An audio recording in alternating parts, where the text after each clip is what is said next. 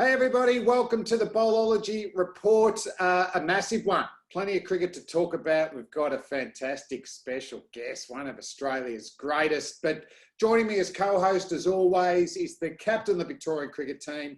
He's the boom recruit down to the Hobart Hurricanes, a teenage superstar tennis player. Petey Hanscom, how's it been getting back into Melbourne life? Oh, unbelievable, Flem.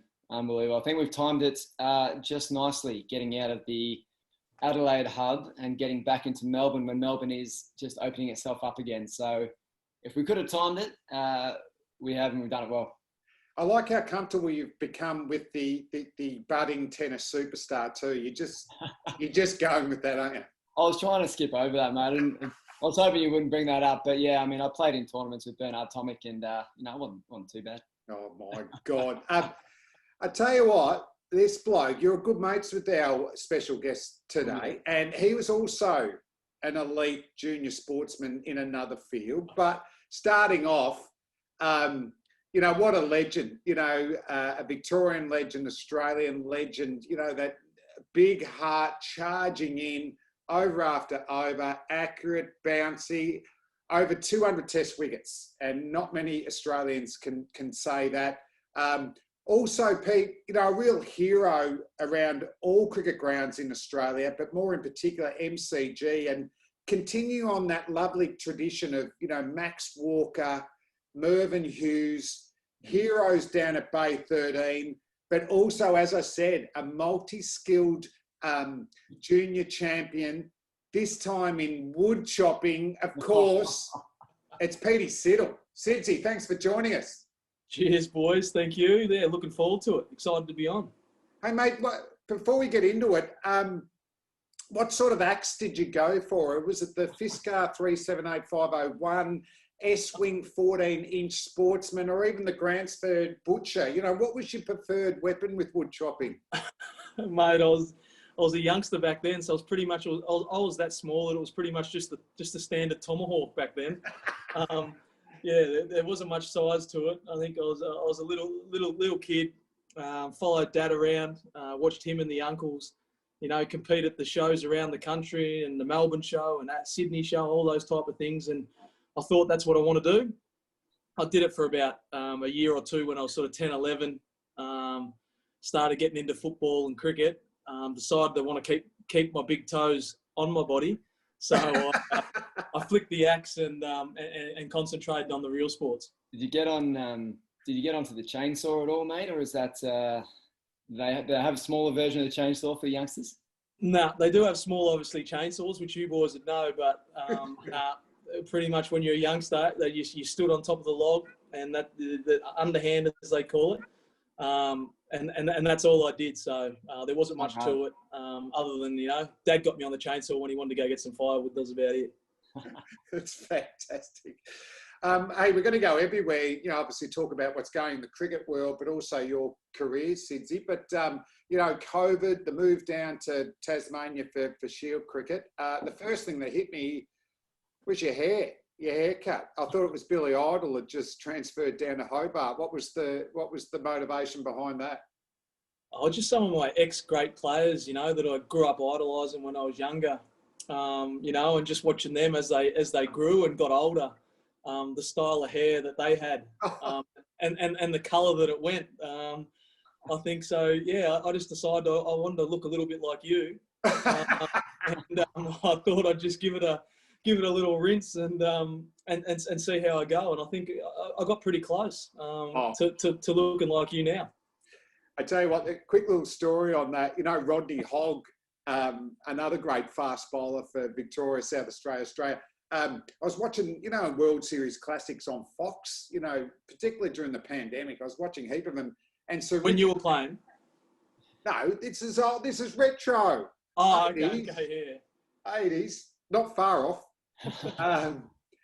And Sir Richard Hadley hit him in the ear, and Rob Marsh gets him off, but he's got this bright yellow, he's not wearing a helmet, and he's got bright yellow hair. And I text him, no helmet? He goes, I just had my hair dyed that day, and there was no way I wasn't going to get it on national TV.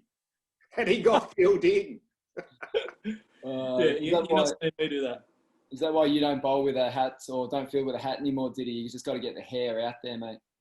Correct. I think COVID's been the best for that. The umpires don't want to hold your hat anymore, so the easiest way is just not to wear one. So just leave it on the boundary line, get the hair out, and it's perfect to show off. But I definitely won't be going with the hoggy. They're far too fast to wear no helmet these days. And Sidds, first off, how was it going towards a new group? I mean, you've had such a great career, but you still want to gain their respect, and obviously you're there in a leadership capacity as well. How did you find the initial training sessions with the Tassie boys?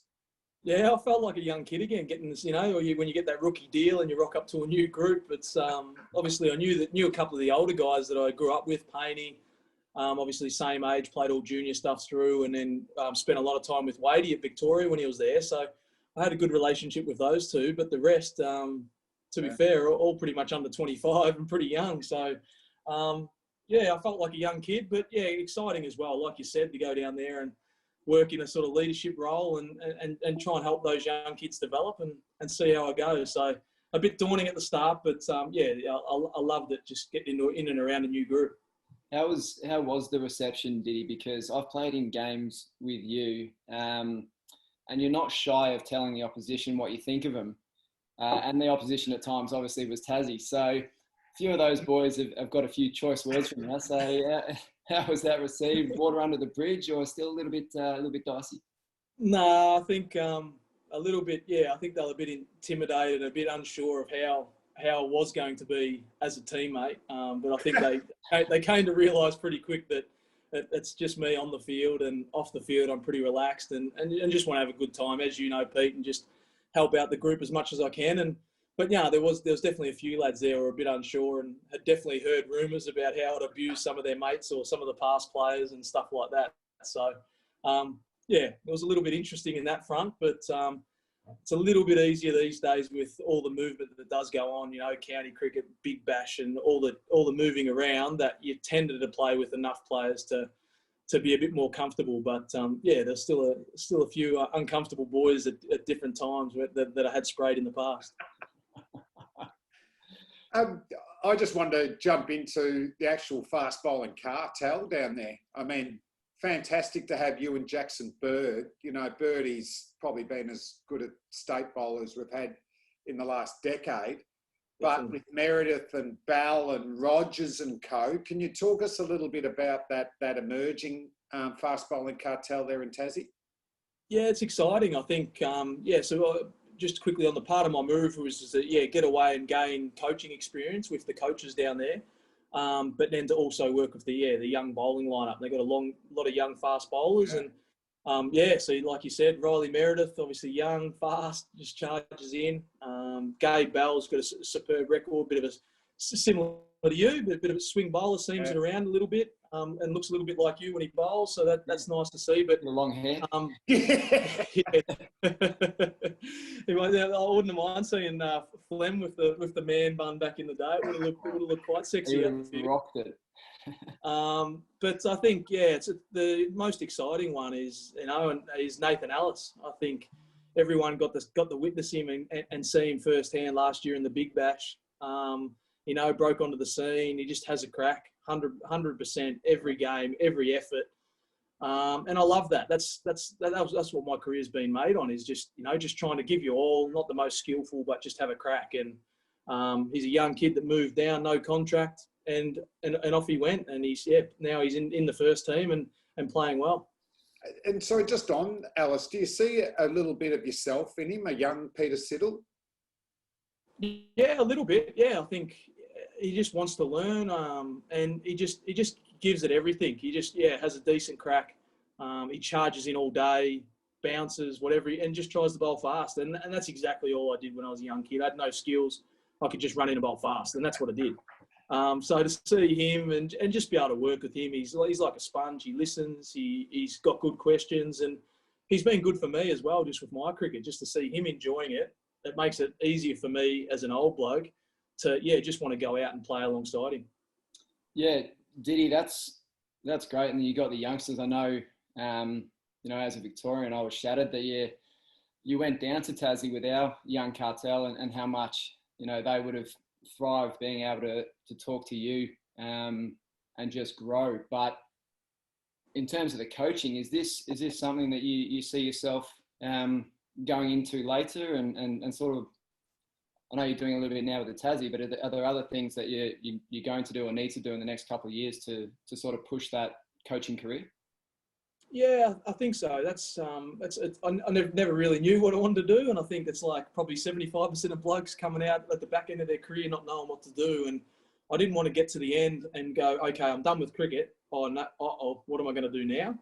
So yeah, this opportunity obviously, came up where in the next couple of years, whilst I'm still playing, I can sort of develop my coaching, see if I enjoy it along the way, and sort of get a feel for if it is something I want to do afterwards. And like you said, I love working with the young guys and just seeing them develop. I've said it a lot, that this move, people probably said, why are you going down there? You're taking some young kid's spot, rah. But at the end of the day, all I want to do, I'd be so happy next year if I didn't get picked because some young kid has taken my spot. Like, that's the ideal scenario, is that I can help these kids develop.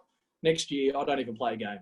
And like, I'd be pretty happy with what I've done and what I've achieved in the move. So yeah, hopefully that's the plan. And at the moment I'm enjoying working with a new bunch of guys, and I think that's what I need to explore by making the move is, as much as I love the boys at Victoria, for my coaching, I believed I need to get to a new group and see guys I've never worked with. And I'm definitely seeing some benefits already working with these young guys and just the group that is down in Tassie. Sid's, just one last one on some potential quicks down there. One little X factor is Big Bo Webster. Every time you see someone 200 centimetres and they bowl spin, you're going, oh, what? We could have lost this, but he's bowling some medium pace. I'd assume that he'd be like a sponge at the moment. Not sure what he's got, but is there a little bit of a future there for him? Yeah, I think there is. It's just, and it's probably to do with his height. I think, seeing the benefit now, it doesn't matter what pace you bowl at. Sometimes that extra height just gives them that bounce. And he probably saw it a few times through the Shield in the first few games, that the wickets he got were dead sort of tracks at a weird time scenario in the game. And he gets a wicket, like a quarter gully or something like that, when the ball looks like it's never going to go there. So, there's potential, and he's developed a lot. It's only been the last probably 3 months where he's really got into it. But you could see during Adelaide that, it's exciting, and he just loves doing it. He just loves running in and bowling mediums more than the spin now. So pretty handy, and he's a bit excited for the Big Bash. I think he wants to unleash some of those medium paces in the Big Bash, and he's been working on his Yorkers in the pre-season, so he wants to unleash a few of them. Do you reckon he's BBL super coach, boys? I reckon Bo, he had a great summer last year, didn't he, with the bat? He's good in the field, but maybe some wickets there, Petey. Yeah, well, I was thinking maybe he could be if it's a left-hand, right-hand combination, maybe bowl off-spin to the left-hander and then bowl seam up to the right-hander. Mate, double threat, triple threat with the with his batting. So yeah, I'm excited. That's right. He actually he pulled that off in a game the game against Tassie when they were batting out the draw on day 4. He was bowling off spin to Heady into the rough, and then the right-hander Scott, I think it was facing up, and he'd go to his medium pace. So he was doing the funky Miller. So he's got a little bit of everything. So maybe in the Big Bash. Maybe dye his hair blue, Pete. You're going white. Get him into blue. Yeah. Hey, now we've got a little segment on this show, Pete. We weren't sure what to title it, and we've settled on, and it's massive. It'll blow your mind. It's Pete's News Week.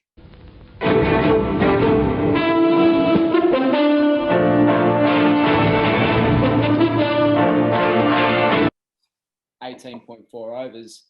And it's fitting, Flem, that we've got a fast bowler on today because you and I, well, especially myself, was very wrong with my prediction at the start of the tournament, thinking that spinners were going to dominate towards the back end with used wickets. But turns out we were wrong. And Trent Boult for the Mumbai Indians with that new ball, insanely dangerous, and probably bowled the seed of doom to Stoyne in the first over. Yeah, I was interested, Sidds. I don't know how much you're following it or watching it. It come in at quite a good time. Mumbai blew Delhi in the semi, just blew them out. And obviously our great mate Ricky Ponting's coaching them. I feel like his philosophy in the final was Mumbai played their perfect game in the semi. They can't play as good as that, and we've got room for improvement. Stoin had an amazing tournament, didn't he? Like just fitting gaps and to open him up. But Bolt and also Bumrah, I think, set the tone in the semi and the final, and it was great to see. Yeah, it was. I think that's the exciting thing is it doesn't last. The swing doesn't last long in the T20 games, but if you have someone that is a great exponent of swing bowling, and that's Trent Bolt, that it makes a massive difference. And I know there was different stages throughout that whole tournament. He copped a little bit of a stick early on, but when he got it right, he destroyed teams. And then you have Jasprit coming on after him. Then you had the rotation of Paddo and Coults rotating in and out. In the other games, they just had genuine wicket takers all the way through, and the wickets sort of suited them. When they did die out and sort of favour spin a little bit, they just changed the pace on it, rolled the fingers, and just stayed aggressive. And yeah, the fast bowlers in the end probably dominated a lot of the wicket takers at the back end. Yep, Rabada and co. So it sort of went against the trend, and I think you were still right predicting that they would dry up a bit and turn, Pete, but you were wrong. Oh, I was wrong. And the top. See how I divorced myself from that. Yeah. I tried to include us, Flem, so I didn't go down by myself. But you've just thrown me straight under the bus, mate. So I appreciate that. But yeah, to go along with that, the four top wicket takers were all quicks, and you've mentioned three of them with Norte or Norte or being the fourth with 22 wickets. So bloody impressive. And obviously, yeah, Coults, Sidds, you mentioned there, Coults and Paddo for Mumbai just subbing in and out. Seemed like whenever whichever one played, they just get 2 for 29, do their job, 2 for 29, walk off. Like it was no fuss, just able to play their role. Do you reckon that? Yeah, they did. Great list management. Oh, sorry, Sidds. That's great list management, Sidds, isn't it? To be able to rotate, like most teams are battling for that third gun quick, and they had 3 or 4. No, they did, and I think Paddo getting that. Paddo, and people probably forget this, he replaced Malinga, so they lost one of the best T20 bowlers, if not the best ever, a fast bowler anyway, and they've replaced him with Paddo, and people were unsure what's going on and how that'll work. And then Paddo to do what he did was outstanding. And then exactly right. If they needed a little bit of change up, or they felt that they needed a little bit of a difference in some way, bring in Coults, and to be able to rotate those two through, like you said, Petey, they did just get the job done. It was actually a superb little backup to lose one of the best bowlers ever and have those two on the sidelines. Great depth. And yeah, in the end, it paid off for them. Well paid off. Happy little payday for them. Moving on. You can have a battle, that'll do. Siddsy, you probably led me into it. I was going to do it later on when we had a look at your later career for Australia, but we might do it now, Pete, is that, with your wonderful test career, I'm sure you don't look back with any regrets at all, and 67 test matches, 221 wickets. But I remember talking to you mid-career, white ball cricket, 20 one-day internationals, 2 T20s. The encouragement for you was to be a red ball cricketer. And the beauty of that is at least you're going to be front and centre of test match cricket. But, frustrating not to be part of World Cups. But just a couple of comments on that. But then also, what about the rejuvenation of when you went to the Adelaide Strikers? Because for me, it looked like you upskilled to have real impact at BBL. Were you working on that silently, or when you hit there, you knew you needed to get your Yorker a bit better in those slow balls and be a death bowler? Firstly, yeah, it is disappointing. You always want to play in World Cups and stuff like that. I was part of the first T20 World Cup, didn't play, on the sidelines there. But yeah, that was my choice. So I'm a traditionalist at heart, love red ball. So I chose, a long time ago that I wanted to concentrate on Test cricket and play as much as I could there. So it hindered my chances of representing Australia at those different times. But I don't regret that at all. To play 67 tests when I would have been happy with 10, So to get to what I did and achieve, very happy. And yeah, always loved white ball, but I knew that I wanted to concentrate on one. So my choice in the end. But Big Bash has always been something I wanted to be a part of. It was probably not until I made that move to Adelaide where I got the opportunity to actually play more of it. I think previously before that, there was a lot of test cricket. I'd miss games. I wasn't really available. The first 6 years or whatever it was, I only played about 6 games. So, to go over there. And the big thing for me is whatever team I play for, doesn't matter who it is, club cricket all the way to England, Australia, wherever it is, I just want to win and I want to do well for my team. So at the end of the day, if I want my team to win, I've got to make sure that I'm ready and prepared. And I just made sure that I worked on every little aspect that I needed to. Once I got over to Adelaide, perfected a couple of slow balls. I don't have heaps. I just needed to perfect a couple that I knew I could bowl and trusted myself in bowling. And I've just stuck with a pretty simple philosophy, really, based on what I did in red ball cricket, was all based on execution. And that's how I try and do my white ball stuff. I don't have a lot of tricks. I just try and do the few things that I know I can do really well, make sure that I execute them close enough to 100%. And then sometimes you get lucky, sometimes you don't. That's a part of T20, but that's pretty much my very simple philosophy in T20 cricket these days. Fantastic. Yeah, it's a really good way to look at it, I think. And the way you're owning, 4 things maybe that you got, and then make them as good as you can. And sort of, I reckon that drags everything else along with it as well. It makes your other balls that maybe aren't your strength, but it makes them better because they know that, or batters know that they're the ones who go try and score off. Mate, if you bowl a Yorker or a slow ball, it's bloody hard to hit. I reckon it brings that all along as well. Yeah, definitely. And you found that. I think the ones that I've probably had the most success with they can't get the Yorker out, so they're sweating on the bad ball. And your bad ball does get the wicket. It'd be a low full toss or a slow ball going wrong that you've tried, and you get the wicket. But I think by just being able to try and execute as well as you can, and just keeping things simple, I think there's so many people talk about a lot of different balls and a lot of different deliveries and skills that they have in T20 cricket, that a lot of guys get lost with what they actually want to achieve from each ball. And I'll keep it simple.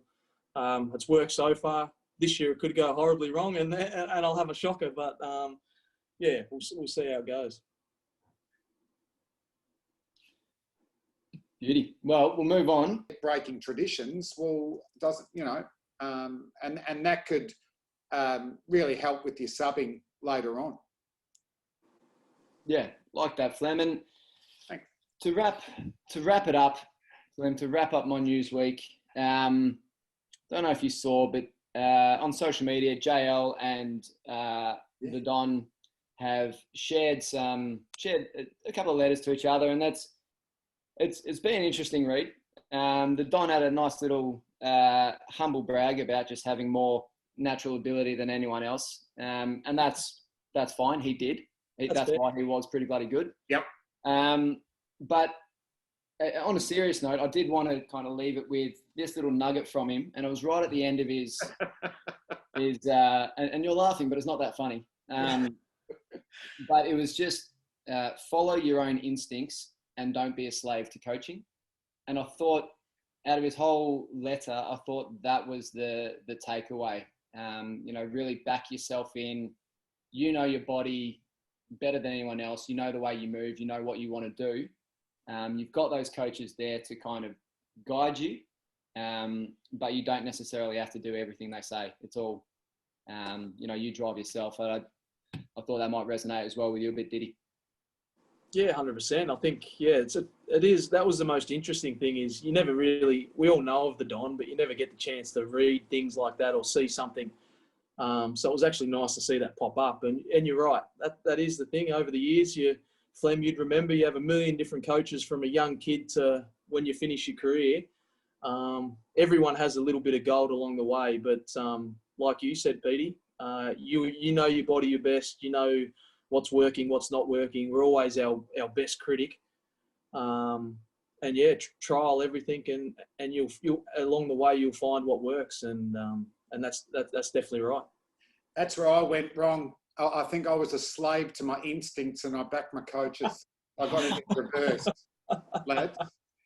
But on a serious note, I totally agree with you too. I truly believe, particularly once you've made first-class cricket, you are the CEO of your game. You are the chief executive officer, right? So you run it, but you don't have to be an expert in everything. So what do businesses do? They outsource. So you outsource, physio or strength and conditioning or batting or strengthening your mind with sports psychs, but you need to be in control. Because when you're in control, that's linked to confidence. And I think that's the key to performance. Spot on. So if you want to write me a letter, I'll... Yeah. We'll put that on the socials, mate. Hey, Siddsy, thanks so much for coming on our pod. You've been awesome. Just finishing up, and Pete, you might have one more question here, but, a very passionate North Melbourne supporter you are, Pete. I questioned years ago that it just so happened that your test captain was North Melbourne. I just thought that, did you change late in your career? But you must be pleased with the way they're going. Yeah, it's going great. It's been a tough couple of years, but that's football. That's what happens, isn't it? I had a great childhood supporting them in the 90s. Around the same time, I was watching you flourish in your career as well, mate. It's been tough, but hopefully, now I'm down in Tassie. There's word that they could end up down there. Yeah. So it might be close to home. So have you been sent by the AFL down there to just start to get North Melbourne down there? Are you part of that planning? Well, it could be a bit of it, yeah. I've just been sort of sourcing land, working out about training facilities, venues, accommodation. I think I saw you riding around Salamanca there with your North Melbourne top on, just a bit of like free promotion there. Yeah, there was. I was pretty much, I have a little flag coming off my back with the Kangaroos, a membership hotline number to call, where to buy tickets to the games next season. So already promoting it. Who knows? It could be the Hobart Kangaroos in a couple of years' time. Hey, Siddsy, thanks so much. It's been a great chat, and obviously we wish you all the best for the rest of the year playing for Tasmania and the Strikers. I can't wait to watch the Strikers versus the Hobart Hurricanes. It's going to be on. Yeah, well, other than beating them in a final about 4 years ago, we haven't had a lot of success against them since. So they're not actually a team that I think we match up that well against. So, but no, it will be good. Thanks for having me on, boys, and yeah, looking forward to watching Petey down there in the purple. He'll look better in purple than green, that's for sure. So, and he'll love the facilities down there. So I'm looking forward to watching him bat, not against us though. Thanks, Pete. Thanks, mate. That's the Bowlology report. See you, lads.